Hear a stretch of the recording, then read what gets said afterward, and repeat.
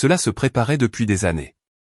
La façon dont il parlait de ma nièce comme si elle était une sorte de prodige et traitait ma fille comme un personnage de second plan dans sa propre vie chaque fois que nous étions ensemble, c'était le même scénario.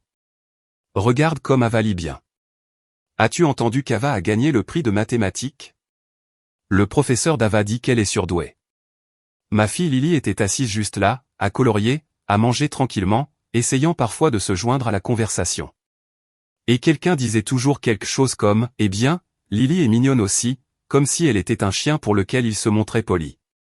Quand Ava a été admise au programme pour enfants surdoués en CP, ma mère en a fait toute sa personnalité.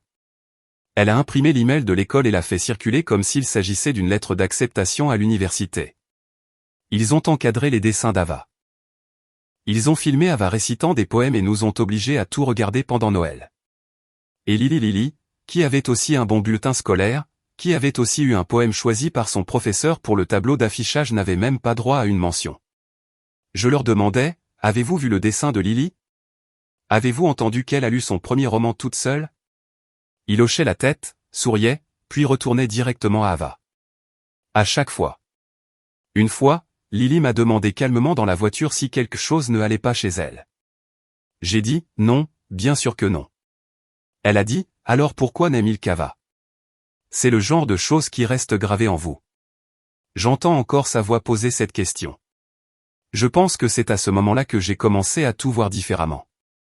Mais je n'ai rien dit à ma famille. Pas encore. Je me disais qu'ils ne le pensaient pas vraiment, que j'étais peut-être trop sensible, qu'ils pensaient peut-être juste qu'Ava était plus extravertie, plus bavarde, plus douée. Mais avec le temps, il est devenu plus difficile de faire semblant. Mon frère n'aidait pas. Il aimait jouer le rôle de l'oncle cool tout en lançant des pics l'air de rien.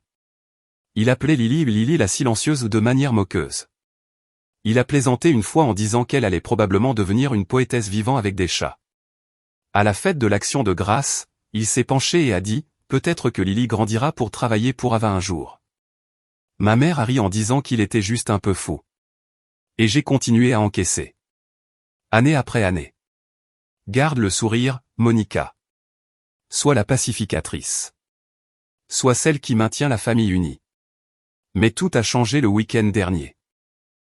Nous étions chez mes parents pour le dîner, une de ces soirées du dimanche qu'ils imposent où l'on mange du poulet sec en faisant semblant d'apprécier la compagnie des autres. Lily avait ses feutres et un petit carnet de croquis, elle ne va nulle part sans lui. Elle s'est assise à côté d'Ava et lui a proposé un feutre violet, et Ava a levé les yeux au ciel en disant « Je ne fais pas de dessins animés ». Personne n'a rien dit. Puis mon père, tout en se servant un autre verre de vin, a dit juste assez fort pour que toute la table entende « Ta gamine est mignonne, mais elle n'ira pas loin. Pas comme ta nièce. Elle est vive. » Il n'y a même pas eu de pause. Ma mère a hoché la tête. Ma sœur avait l'air fière. Mon frère a continué à manger. J'ai vu Lily se recroqueviller sur place. Elle n'a pas pleuré. Elle n'a rien dit. Elle a juste baissé la tête et a commencé à ranger ses feutres dans leur étui comme si elle ne voulait plus être vue. Je ne sais pas ce qui m'a pris, mais j'ai levé les yeux et j'ai dit d'un ton plat, c'est juste. Alors votre petite fille peut se débrouiller pour l'école privée sans mes chèques. J'aimerais pouvoir décrire l'expression sur le visage de ma sœur. C'était comme si j'avais renversé la table sans rien toucher. Sa bouche s'est entr'ouverte comme si elle n'arrivait pas à décider si j'étais sérieuse, mais je l'étais. Elle a bafouillé quelque chose à propos d'un malentendu, et ma mère a essayé d'arranger les choses en disant, « Tu sais, ton père dit parfois des choses sans réfléchir. » Je me suis levé, j'ai dit à Lily de prendre son sac, et nous sommes partis. Ce soir-là, mon téléphone a commencé à vibrer sans arrêt. D'abord ma mère, puis ma sœur, puis mon frère. Un message vocal après l'autre. Vas-tu vraiment couper les frais de scolarité? Pourquoi es-tu si dramatique? Tu sais que l'école d'Ava dépend de cet argent. Personne n'a demandé si Lily allait bien. Pas un seul n'a demandé comment elle se sentait après avoir été insultée devant sa famille. Alors, je n'ai pas répondu. Ils avaient passé des années à prétendre que ma fille n'avait pas d'importance, mais ils étaient sur le point d'apprendre ce que l'on ressent quand je décide qu'ils n'ont pas d'importance non plus. Le lundi matin, j'avais cet appel manqué, 4 SMS, 3 emails et un très long message vocal de ma sœur où elle essayait de paraître calme, mais sa voix s'est brisée quand elle a dit « Nous comptons sur toi ». C'est là que j'ai su qu'elle n'avait toujours pas compris. Elle croyait vraiment que je me calmerais en un jour ou deux, que je ferais un autre chèque comme d'habitude, et que je ferais comme si ma fille n'avait pas été humiliée devant toute sa famille, comme si je n'avais pas regardé Lily ranger silencieusement ses feutres après avoir été écartée de la manière la plus désinvolte et cruelle possible. Ils pensaient que cela concernait un seul dîner. Ce n'était pas le cas. C'était à propos de chaque fois qu'ils avaient choisi Ava. Chaque fois qu'ils avaient ignoré Lily, chaque fois que j'étais restée silencieuse juste pour maintenir la paix. Je n'ai répondu à personne ce jour-là. Je suis allé chercher Lily à l'école, je l'ai emmenée au parc, et je suis restée assise là à la regarder courir avec quelques enfants qu'elle venait de rencontrer. Elle riait à nouveau, ce rire que je n'avais pas entendu de tout le week-end. Ce soir-là, ma sœur a envoyé le deuxième email, un peu plus paniquée cette fois. Elle a joint la facture des frais de scolarité d'Ava comme s'il s'agissait d'une facture que j'avais oublié de payer. Elle a ajouté un paragraphe sur le fait qu'Ava serait dévastée si elle devait quitter l'école en milieu d'année. Puis elle a dit quelque chose qui a scellé ma décision: nous ne voulons pas que cela devienne une grande rupture familiale. Lily ne s'en souviendra même plus dans quelques années. C'était son argument, que Lily oublierait, que les dégâts n'étaient pas permanents. Ce qu'il ne comprenait pas, c'était ceci: Lily s'en souvenait déjà. Elle se souvenait de tout. Et moi aussi. Le lendemain, mon frère a appelé. Il a fait comme si nous discutions simplement. Et, Monica. Quel temps de fou, n'est-ce pas? Écoute, on peut parler de dimanche. Je n'ai pas dit grand-chose, j'ai juste attendu. Il s'est lancé dans tout un discours sur la compétitivité de l'école d'Ava et sur le fait que la retirer maintenant briserait son élan. Il a qualifié ma réaction d'un peu forte. Puis il a ajouté: tu sais, Lily se cherche encore. Ava a simplement plus d'ambition.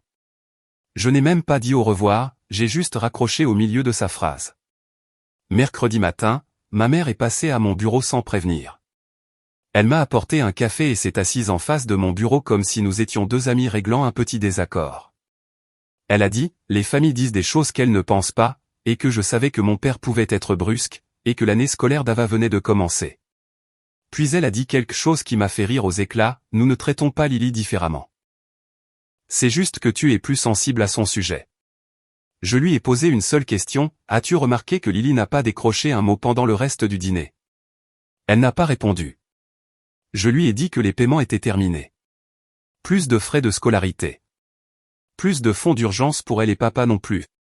S'ils avaient besoin de quelque chose, ils pouvaient se débrouiller de la même manière qu'ils attendaient de Lily qu'elle se débrouille en étant ignorée. Elle a dit que j'exagérais les choses, que j'en faisais toute une histoire. Je n'ai pas argumenté. Je n'ai pas expliqué. Je me suis juste levé et j'ai ouvert la porte de mon bureau. Ce soir-là, j'ai passé en revue chaque lien financier que j'avais avec eux: le paiement automatique des frais de scolarité, le compte d'épargne partagé, la carte de santé pour les ordonnances de mon père. Supprimé. Jeudi, mon père a envoyé un SMS de 2 mots seulement: grandis un peu. C'était tout. Suivi d'un autre de ma mère quelques heures plus tard: nous sommes toujours une famille. Mais ce n'était pas ainsi qu'une famille agissait. Pas dans mon monde. Pas quand on monte les enfants les uns contre les autres. Pas quand on regarde l'un se recroqueviller tout en cherchant l'appareil photo pour filmer l'autre. Ce soir-là, Lily m'a montré un nouveau dessin. C'était une fille debout devant une énorme tempête, des éclairs, du vent, la totale. Et elle tenait un petit parapluie rouge. Il n'y avait personne d'autre autour d'elle, mais elle n'avait pas l'air effrayée. Elle avait l'air prête. Et c'est là que j'ai su que je ne me contentais pas de couper les ponts, je recommençais à zéro. Le vendredi, le poids de ce que j'avais fait les a enfin frappés, non pas parce qu'ils comprenaient soudainement à quel point ils nous avaient blessés, Lily et moi, mais parce que les conséquences étaient enfin réelles. Ma sœur avait cessé de faire semblant. Elle appelait 2 fois par jour maintenant, laissant des messages vocaux où elle semblait de plus en plus déstabilisée à chaque fois. Son dernier message disait que l'école d'Ava avait appelé pour la moitié manquante des frais de scolarité et avait demandé si Ava allait être transférée en milieu d'année. Elle m'a supplié de ne pas faire ça aux enfants. C'est ce qu'elle a dit, pas à Ava, mais aux enfants, comme si ma fille était maintenant une menace pour la sienne. Puis est venu le SMS de mon frère: j'ai déconné. Je n'aurais pas dû dire ce que j'ai dit sur Lily. Pas d'excuses, pas de sarcasme. Cela m'a arrêté une seconde. Non pas parce que j'étais ému, mais parce que c'était la première fois en des années qu'il admettait même avoir eu tort. Cet homme ne demandait jamais pardon à personne. Il pensait qu'être le fils unique lui donnait une sorte d'immunité. Il a enchaîné avec un autre message, « Sérieusement, j'ai dépassé les bornes. Tu avais raison d'être en colère. Et enfin, on peut se parler ?» Je n'ai pas répondu.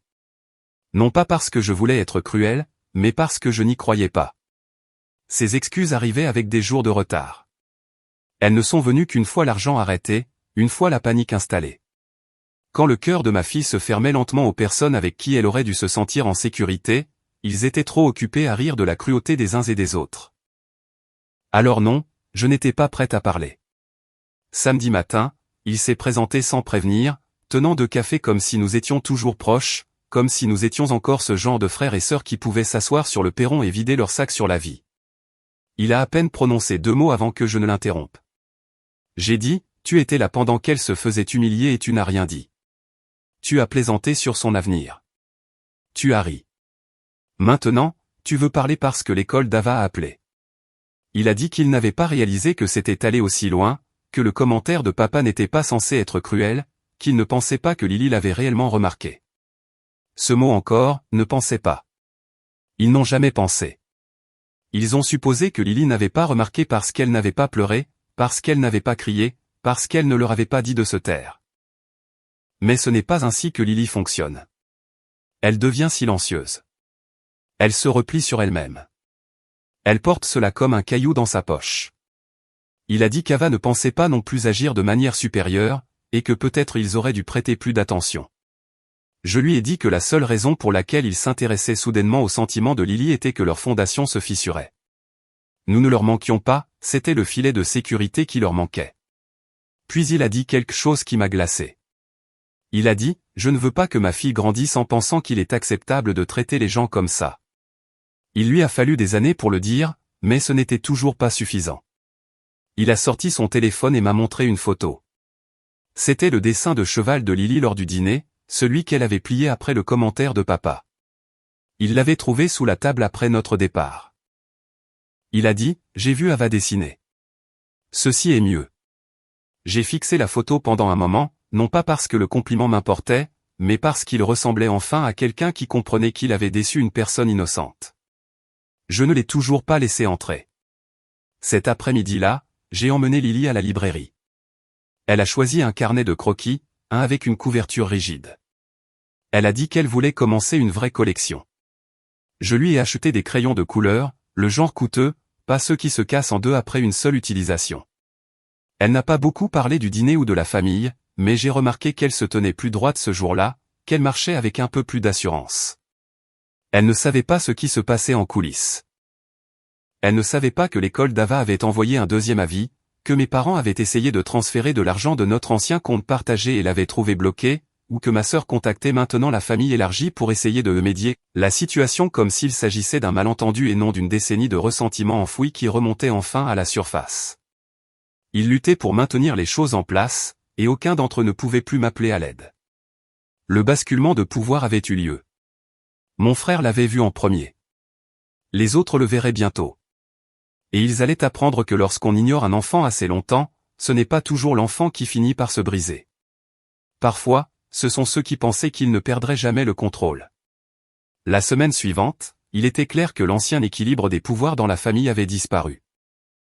Mon silence avait fait ce que des années de demandes polies n'avaient jamais pu accomplir, il les avait forcés à regarder ce qu'ils étaient devenus. Et ils détestaient cela. Mais ce à quoi je ne m'attendais pas, c'est ce qui s'est passé mercredi après-midi.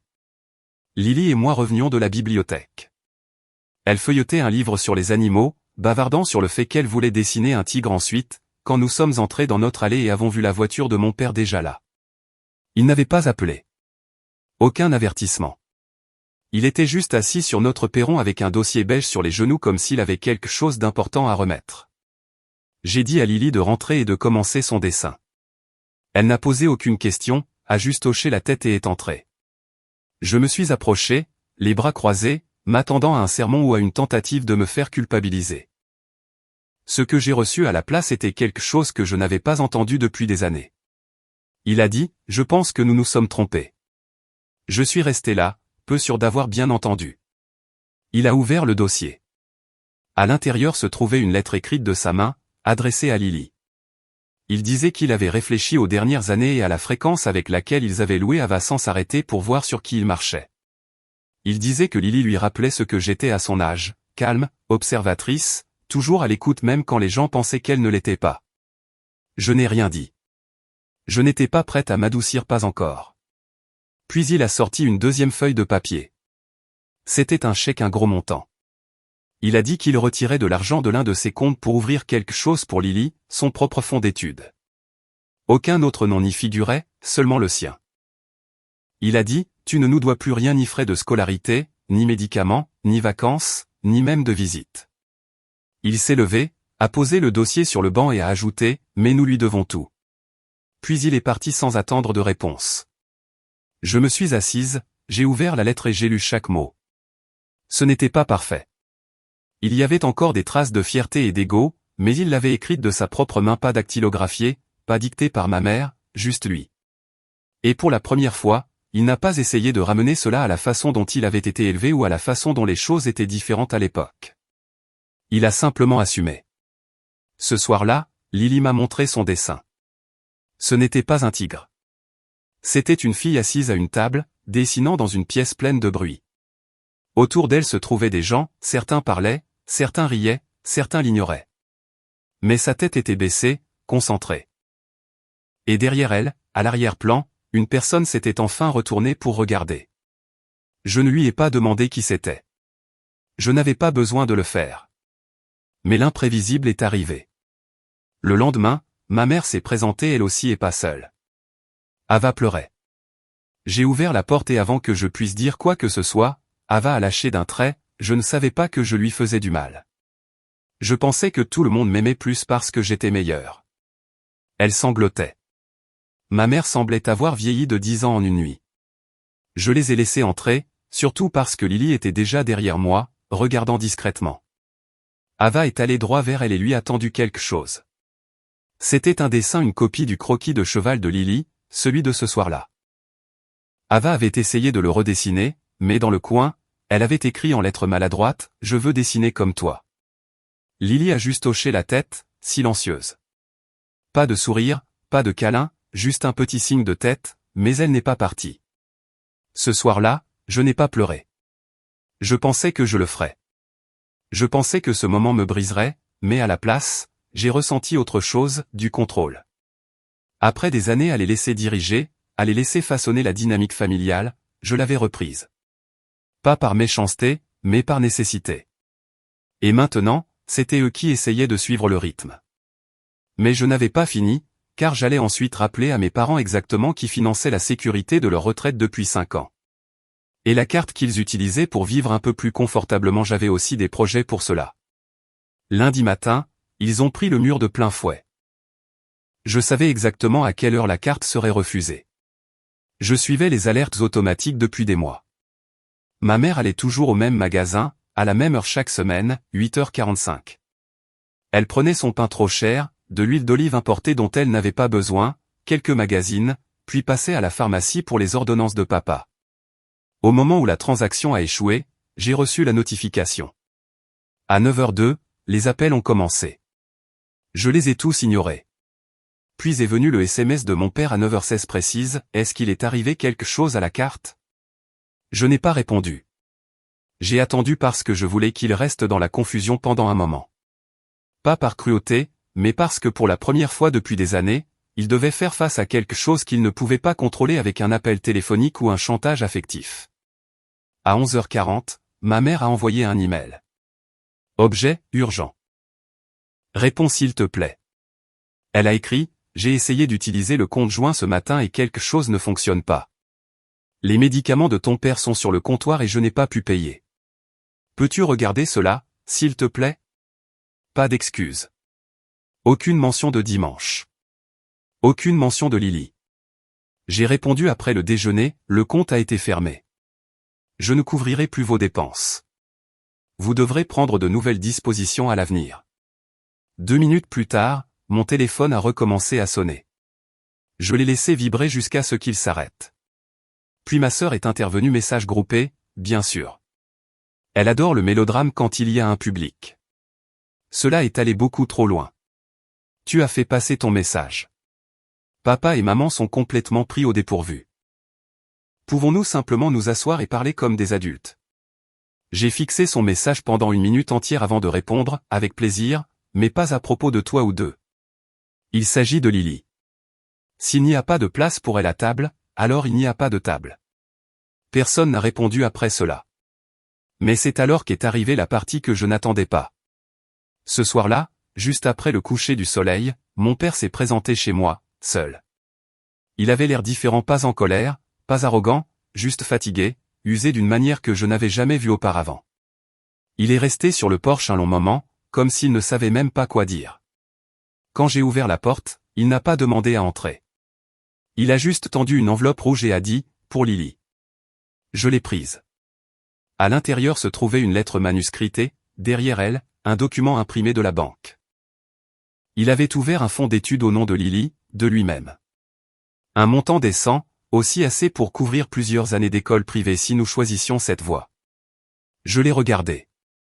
Il a dit, j'ai vendu le bateau. Ce bateau avait été son bébé. Il l'avait acheté juste après sa retraite et l'avait nommé d'après Ava. Il avait littéralement peint son nom sur le côté. Il l'emmenait chaque été, il prenait des photos, faisait des vidéos, en avait même encadré une pour le mur du salon. Lily n'était jamais invitée. Pas une seule fois. Je pense que ce moment sur notre porche était la première fois qu'il réalisait à quel point cela avait été cruel. Il s'est raclé la gorge et a ajouté, je ne l'ai pas vu. C'est de ma faute. Il n'a pas essayé de se défendre. Pas de longue histoire sur la façon dont les choses étaient différentes quand nous étions enfants. Pas de reproche à ma mère, mon frère ou Ava. Il est resté là et a assumé. Je l'ai laissé entrer. Pas parce que je lui avais pardonné, mais parce que Lily est arrivée dans le couloir avec son carnet de croquis, et je voulais qu'elle voie à quoi ressemblait la prise de responsabilité. Il s'est mis à genoux, ce que je ne l'avais jamais vu faire, pas même lorsqu'il avait reçu son diagnostic, et l'a regardé dans les yeux. Il a dit, je t'ai fait te sentir petite. J'ai eu tort. Je suis désolé. Lily n'a pas pleuré. Elle ne l'a pas serré dans ses bras. Elle a juste hoché la tête et a dit, tu veux voir ce que j'ai dessiné aujourd'hui? Elle a ouvert son carnet. C'était une falaise, une très haute, avec une fille debout juste au bord, le vent rejetant ses cheveux en arrière. En bas, il y avait deux petites silhouettes, une agenouillée, une regardant vers le haut. La fille ne les regardait pas, elle fixait le ciel.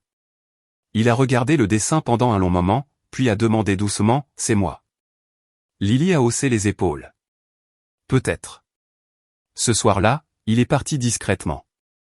Pas de grand discours, pas d'attente que tout redevienne normal. Et je l'ai respecté davantage à ce moment-là qu'en plusieurs décennies. Mais ce n'était pas la fin, car le lendemain, ma mère est arrivée et elle n'était pas seule. Elle avait Ava avec elle, et Ava pleurait. Je ne savais pas à quoi m'attendre, mais ce n'était pas à cela. Ava a remonté l'allée en courant, les larmes coulant sur son visage, serrant un morceau de papier dans ses deux mains. Elle n'a pas attendu que j'ouvre la porte, elle a crié à travers la moustiquaire, je ne savais pas que je lui faisais du mal. Je pensais que tout le monde m'aimait plus parce que j'étais meilleur. Ce n'était pas une excuse téléguidée. Elle sanglotait comme quelqu'un qui vient de réaliser qu'elle n'était pas l'héroïne de l'histoire. Quand je les ai laissés entrer, Ava est allée droit vers Lily et lui a tendu le papier. C'était une copie du dessin de cheval de Lily, celui de cet affreux dîner. Ava avait essayé de le recréer, mais sous sa version, elle avait écrit en lettres d'imprimerie maladroite, « Je veux dessiner comme toi ». Lily l'a regardé, puis m'a regardé, puis a regardé Ava à nouveau. Elle a dit, « Tu peux, mais tu dois arrêter de faire en sorte que les gens se sentent petits. » Ava a juste hoché la tête en pleurant. Ma mère n'a pas dit grand-chose. Elle semblait retenir ses larmes depuis des jours.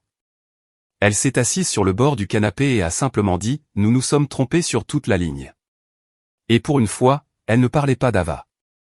Elle n'essayait pas de transformer la réalité. Elle était juste assise là, humiliée. Et c'est peut-être ce dont elle avait besoin. Ce soir-là, je ne me suis pas sentie triomphante. Je n'ai pas ressenti de satisfaction. J'ai ressenti quelque chose de mieux, la paix. Mais je n'avais pas encore fini, car j'avais un dernier dîner de prévu, un dîner où personne ne détournerait le regard. Un dîner où tout le monde comprendrait enfin qui était Lily et qui j'étais devenu. Je n'ai dit à personne que je l'organisais, pas au début.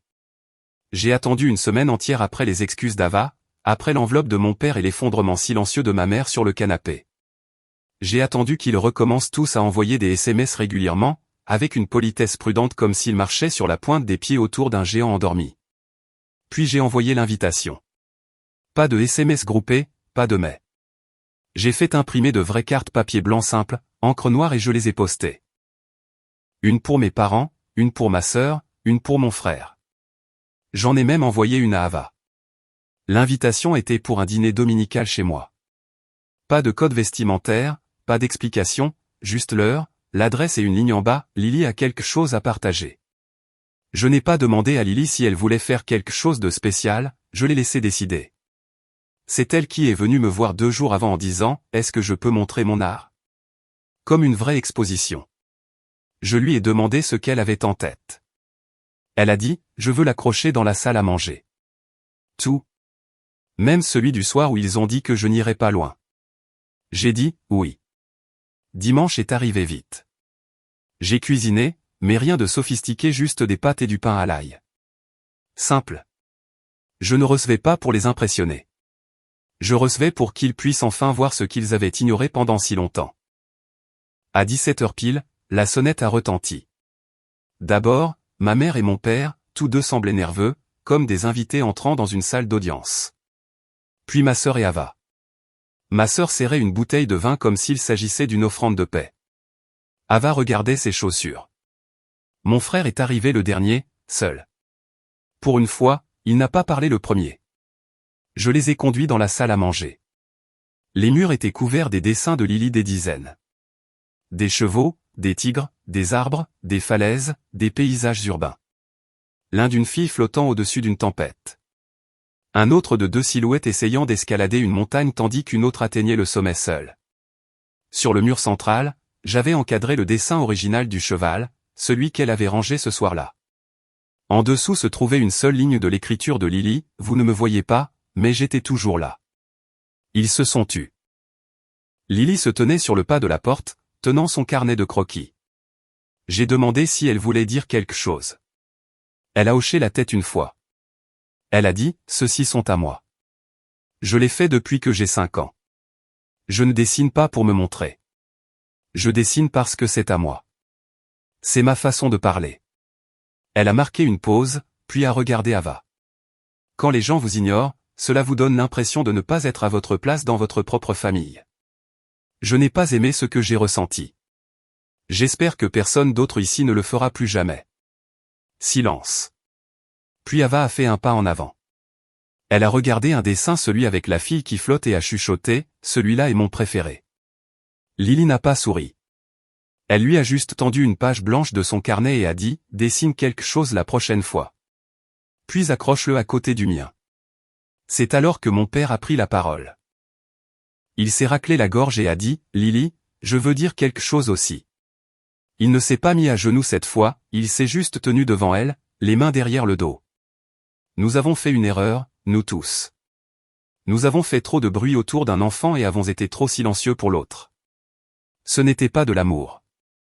C'était du favoritisme. Et je suis désolé. Il s'est tourné vers moi. Et Monica, je ne t'ai jamais autant respecté qu'en ce moment. Il n'essayait pas de me séduire, je pouvais le voir sur son visage.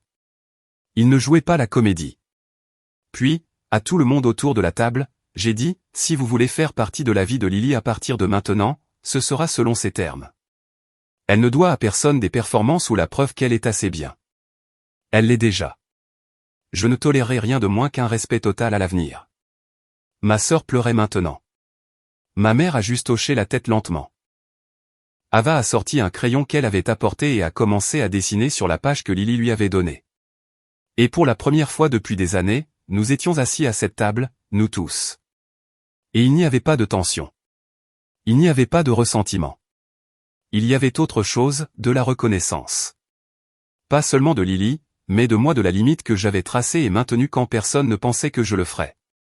Et pendant que nous mangions, Lily a regardé autour d'elle et a dit doucement, « C'est le meilleur dîner que j'ai jamais eu. » Personne n'a osé contredire. Ils l'ont enfin vu.